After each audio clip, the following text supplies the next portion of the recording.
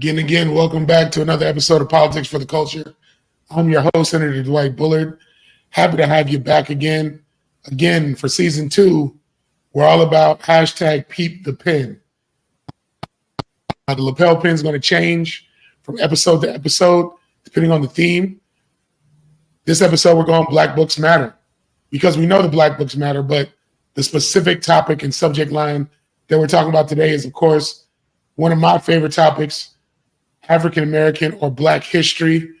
And so what we've been seeing happening across the country, here in Florida where I'm based, but in other states like Texas, Arkansas, and so many other places, we're seeing attacks on Black history, or people trying to say that Black history is somehow antithetical to the larger American history story, right? Which we know is not the case. We know that they are interwoven, but we have to be honest about the brutality, honest about the dehumanization, honest about the truth when it comes to the total telling of history, especially when we're talking about Black history in this country and abroad. So today I have a friend of mine that has become a teacher of Black history, someone who has found themselves not only an educator, but an award-winning educator, somebody who was a finalist for Miami-Dade County Teacher of the Year this past year, who has most recently been a teacher of African American history right here in Miami-Dade County schools at the great Miami Norland Senior High School. Welcome to the show, friend of mine now, friend of the show, Miss Professor Madam Renee O'Connor, who's going to, really have a conversation, and we're just going to enlighten the folks about Black history a little bit. Welcome to the show, Renee. How you doing? I'm great. Thank you for having me. This is very exciting. It's my favorite topic, and I hope that I can share, from the context of a high school teacher, how it feels to be in the cut right now in Florida. And that's real. And so, for those who don't know, my backstory, of course, I was an educator, but I'm a little further removed from the classroom than my good friend Renee. So I wanted to make sure she came on the show to really kind of give a snapshot in the modern context.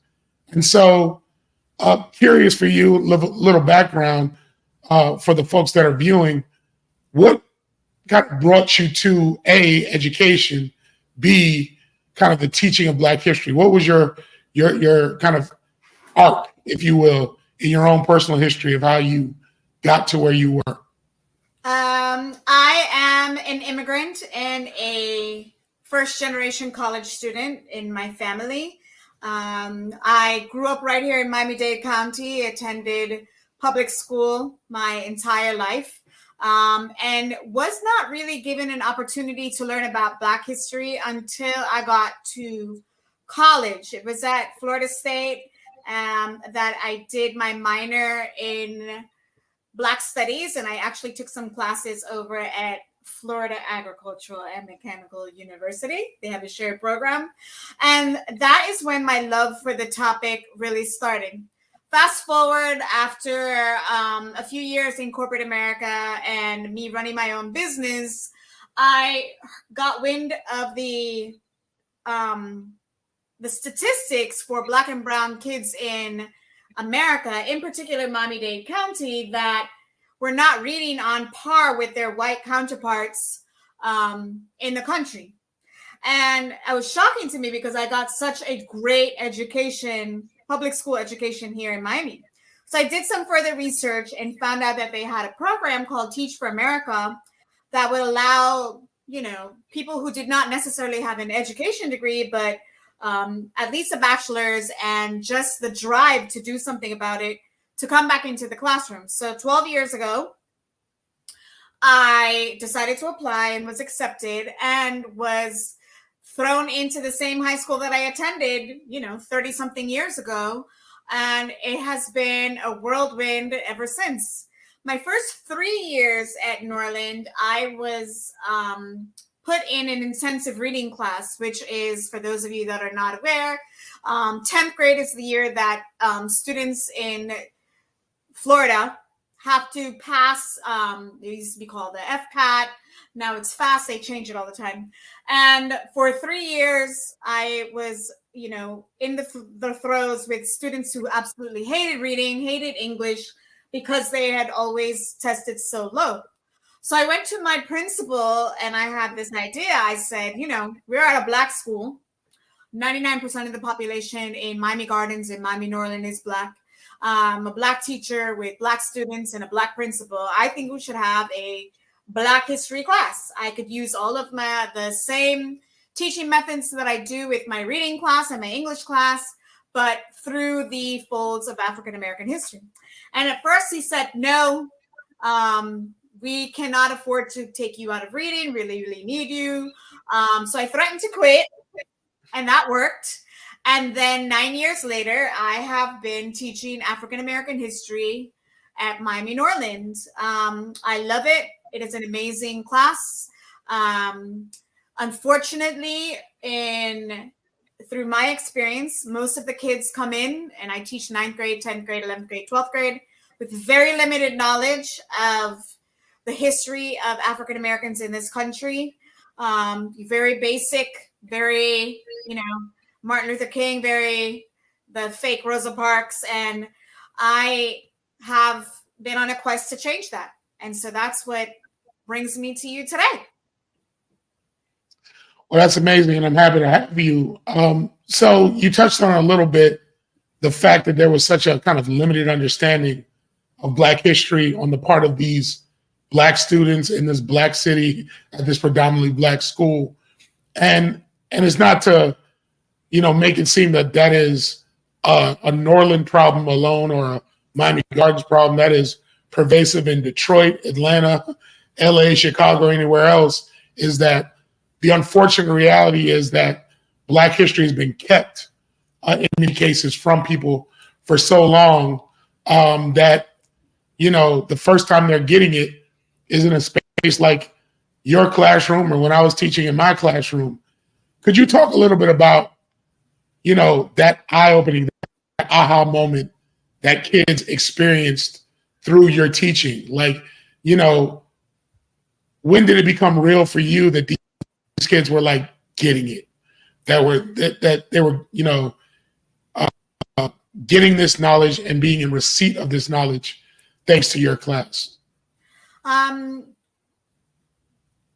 day one, the first day the kids walk into my classroom, we do an exercise where the kids just really have to find, where's Miami? Where are we in the scope of the world, right? Where's Miami? Where's Florida? Where is Haiti? Where's Jamaica? Where's New York? And then even bigger, where is Africa? Where is Europe? Where is South America?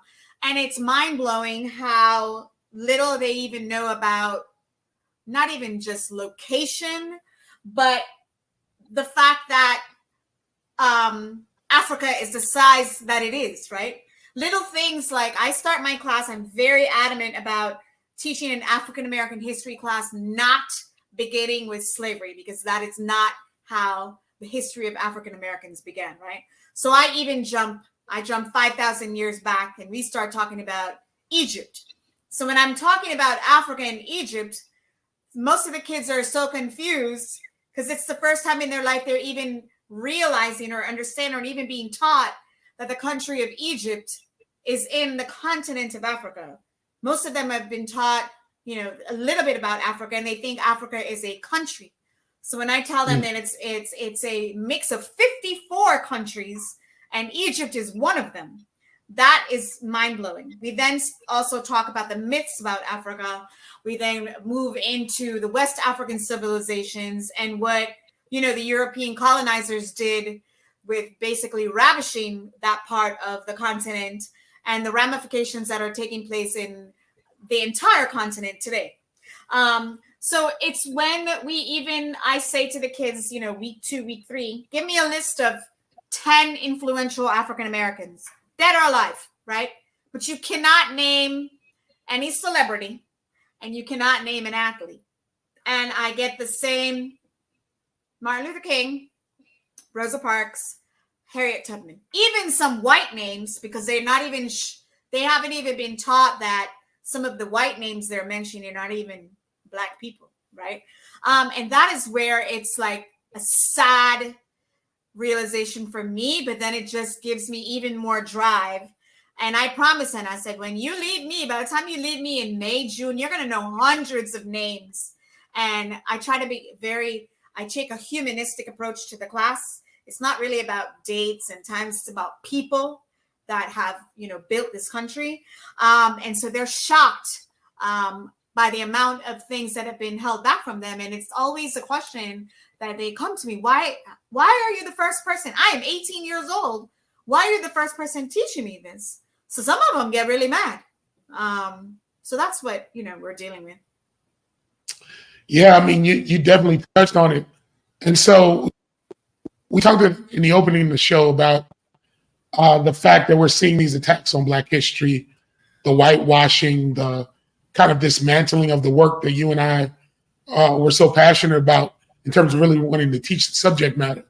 I've been getting a number of text calls from friends, who have children, both in public schools and private schools, you name it, that are like, I'm fearful of, there was already limitations on the subject matter to begin with, but now they're fearful that not only will they not get an opportunity to get a class like the one you taught, but that the information that they're going to be getting is going to be so either watered down or completely, wrong that their children won't get any of that benefit, right? So for you, where does a parent start, right? Like, if they are sitting at home watching this and they're like, all right, I'm limited in terms of what I know. Maybe me and my child can learn together. What are some resources that we can direct them towards that can help them kind of start to move that along without becoming, Cornel West or Right. or Skip Gates overnight? Right. What I think is it's just a tricky situation, and it's good and bad at the same time, is that whenever anything is banned in this country, even though it's horrible that it's being banned, it actually brings it to the forefront of the news. So now that we are banning and we're doing all of these things, I really feel that more parents and students are more aware of what is being kept from them, so they will be more apt to do research on their own. There is so much out there. And I actually would suggest parents to not look at, unfortunately, African-American history is looked at as an elective, right? You must take and pass algebra. You must pass your English class. And if you're not passing algebra and English, what do your parents do? They get you a tutor, right? Or they get more information, or they log on to Khan Academy, or they buy books and all of these manuals from Amazon to make sure that their kid learns this reading and writing. Where's the drive for your kid to learn about their history, right? And I do think that parents have so much more of a say than they really even believe that they do. Just like they did in Philadelphia. If our parents marched down to the school board and to the district and demanded that this school was not only taught at every high school, that's where we could start, but at every middle school and every elementary school, then it would be a mandatory class, not an elective that maybe 3 or 4 of the high schools in Miami are teaching. Just like if any of us in the room are looking to learn different things, I right now am doing my master's, so I'm learning about data and analytics and informational technologies, because this is artificial intelligence. I seek out courses online. I'm doing PDs. I'm reading books, and I hope that parents would encourage them, not only for themselves, but for their students, to reach out. There's so many documentaries. There's so many books out there that can help. No doubt about that. I definitely co-sign on that. one thing I do want to always say is a cautionary note for folks. I know there are folks out there that are big fans of YouTube University, aka let me just, log on to any video that's out there, but definitely check your sources. Yes. Not every piece of information is valid or good information. Right. Yes. So there are definitely some folks out there. I know one of your favorite influencers slash folks is somebody you met recently. Shout out to Conscious Lee. Oh my God. on Instagram, who's Yes. really been very good about He's amazing. making it bite size for a lot of That's folks. true. Are there other folks out there that you would definitely recommend kind of in that space? Instead of folks, there are some entities. Like there's one company that I work very close with called the Equal Justice Initiative that has a slew of videos and reports that are very student friendly. There's another company called Learning for Justice. They are run by the Southern Poverty Law Center, but this is their education entity. They have videos that are created and documents that are created for all different age groups. And for example, because a lot of our history can be very in your face and hard to look at, a lot of their videos they create in watercolor.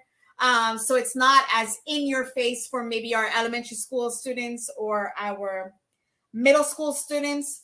But honestly, if you just Google African American history, there is so much. You can get surface and you can get really, really deep in almost any topic from ancient Egypt up until current day today. So the good thing is there's a lot of stuff out there for parents and for students that want to learn. Spot on. I mean, no doubt about it. And I thank you for kind of illuminating the fact that there are resources out there. What I've been telling folks who've been asking me, I just want to remind folks that African American studies, African American history is a relatively new academy in comparison to other histories. Yes. So the benefit in that is that it's a burgeoning kind of academy, right? Which means that there are stories still being written about things that are happening. But also, just to remind folks, that kind of lets you know that it's tangible. People will sit there and be dismissive and say, well, that happened way back then. And I'd like to remind folks that when we talk about that, like school segregation is like my dad. Yes. Like my dad went to a segregated school, right? Right. Like when we think about, Ruby Bridges, she's still alive. Like that, right. Like I need people to constantly think about these kind of images. When you think about the Little Rock Nine, many of them are still alive to tell their own story. So you Speaking really of do. Little Rock Nine, that is to me one of the most heartbreaking things when I teach about Little Rock, when I teach about Emmett Till, when I teach about the 4 girls in Birmingham, and my kids are watching and learning, and they have never heard of it before. A Black student in this country, 15, 16, 17, 18 years old, looking at me and I'm looking at them, and they are upset and ask, how has nobody told me about this? The smallest things that you and I would take for granted, like, I'm sure they know this. Nothing. So we really do have a lot of work, especially in the face of what is happening. I think it's a joint effort between everyone, not only teachers, politicians, community activists, parents should be at the forefront of this, demanding that even if they don't have an African American history class at their school, that it is brought up. It is part of the Florida Constitution that African American history is supposed to be taught every single day. Is that done? That's a question that needs to be asked. Just as a question like, does my kid have toilet paper at school? Is my kid learning Black history? It needs to be asked and demanded at all times. No doubt. Oh, no. I appreciate that. We're both passionate about it. So I definitely appreciate it. As we sort of wind down the conversation, as I mentioned, this is politics for the culture. And so we want to intertwine a little bit of culture and really want to ask you, Renee, as you've come to study this, both in college and now having taught this to other students, what are, or who are, I should say, kind of three important folks for the culture that have inspired you? And you kind of reflect on their story to kind of keep you motivated as you continue down this journey. I've fallen in love again with James Baldwin. I just think that his works from, 30, 40, 50 years ago are still so relevant today. And sometimes when I re-listen and I reread, I'm just amazed by how ahead of his time he was. He was for when he was for, but it's still happening. We haven't really moved, right? My current favorite is Nicole Hannah-Jones and what she's done with the 1619 Project. I just am in love with everything that she does. That entire project is now banned. However, I continue to have a class set in my room, and as long as it's factual information, it is talked about in my class. And I'm a big fan of Ta-Nehisi Coates. I think Between the World and Me is something that every, not only young man and every Black father, but every white mother and white cousin should read. Like, it is a really great way to break down in a very short time what is really happening in the country. But before we finish, there's so many people, because now, like you said, it's everywhere. There's a book out. I can't even keep up with the books that are coming out every day, right? And my favorite things to do is, as soon as something gets banned, I buy it, and then I bring it to the classroom the next day, because it'll be on the desk, and I will just say, hey, you guys know that book, it was banned yesterday. And they're like, why? I'm like, I don't know, check it out. But for me, what I think is happening, I wanted to make sure I mentioned this before we finish, is this country has taught us that there's always like a major uncomfortable rumbling. Like, there's always the revolution is never ever comfortable, right? There's always change. There's always going to be a bunch of people that are very, very unhappy. And the division and the divisiveness is what is going to get us to the next place. And I really do believe that after George Floyd, that we are now in the midst of the next revolution in this country, an education revolution, a political revolution. And I think it hasn't even gotten as ugly as it's going to get. This is just my personal belief as a lover of history. But the hatred that this country built against Black people is definitely still absolutely evident today, even more than it was, I would say, in my experience as a 50-year-old woman in this country.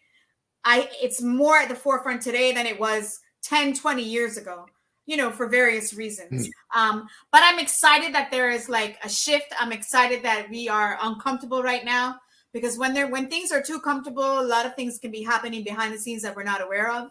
I'm glad that it's in our face. I'm glad that Florida continues to out Florida itself every single day. Even last night. I mean, it's just amazing. I'm not sure how much worse it can get.